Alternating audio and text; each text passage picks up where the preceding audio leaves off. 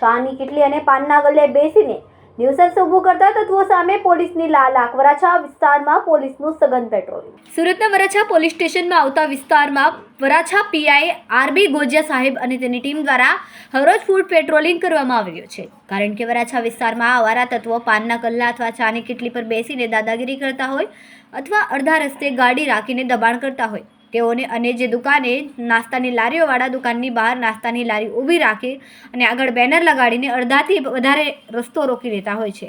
તેઓને વોર્નિંગ આપવામાં આવી અને કહેવામાં આવ્યું કે ધંધો કરો પણ દુકાનની બહાર અડચણરૂપ કોઈ વાહન અથવા બેનર મૂકવા નહીં. કારણ કે વરાછા વિસ્તારમાં શેરી ટ્રક જાય એવડા મોટા રસ્તા હોવા છતાં પણ ખોટું દબાણ કરીને અડધા રોડ વચ્ચે બેનર મૂકીને દબાણ કરતા હોય છે.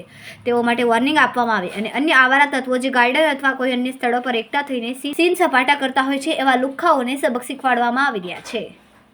કેમેરામેન સેનિલ વિરાણી સાથે વિશાલ છેઠા, માનવ પ્રભા ન્યૂઝ, સુરત.